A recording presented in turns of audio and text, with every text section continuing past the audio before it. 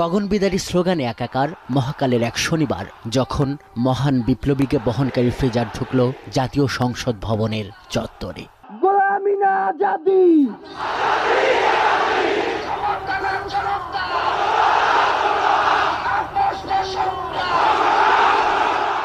এই সংসদেই তো আসতে চেয়েছিলেন ওসমান, মধ্যবিত্ত ও সৎ, ধর্মপরায়ণ ও আধিপত্যবাদ বিরোধী বাংলার সিংহভাগ জনতার প্রতিনিধি হয়ে।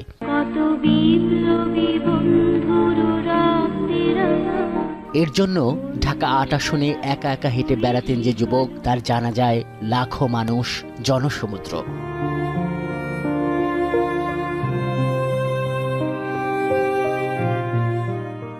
জুলাইয়ের চাকায় রক্ত ঢালা সে স্লোগান, জাতীয় পতাকা জড়ানো পাঞ্জাবি টুপিতে আতর আর লোবানের ঘ্রাণ, কান্নার রোল কিংবা নিরাপত্তার কড়াকড়ি। ওসমান হাদির জন্য এই জমায়েত মানিক মিয়া সড়ক ছাপিয়ে ফার্মগেট, খেজুর বাগান থেকে আসাদ গেট।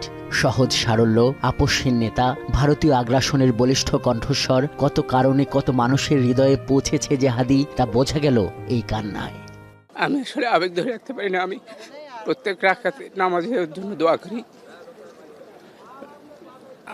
আমার ভাষা নাই। এ আসলে ভারতীয় আধিপত্যবাদের বিরুদ্ধে কথা বলা ওর জীবন নাশের কাল হয়ে গেছে। তিনি বাংলাদেশের কণ্ঠস্বর, তিনি বাংলাদেশের আপামর জনসাধারণের কণ্ঠস্বর, স্বাধীনতা সার্বভৌমত্বের কণ্ঠস্বর। আমি 81 সালে এই জায়গায় আসছিলাম আর একবার, যখন শহীদ প্রেসিডেন্ট জিয়াউর রহমান মারা যায় আমার বাবার হাত ধরে, তখন আমি ছোট।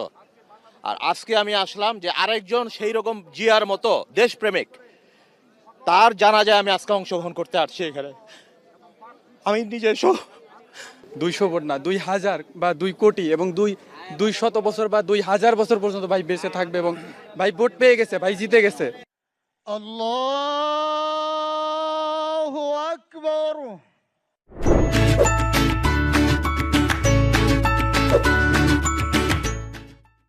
জুলাইয়ের ঐক্যের প্রতীক, আরেকবার প্রতীক জাতীয় ঐক্যেরও।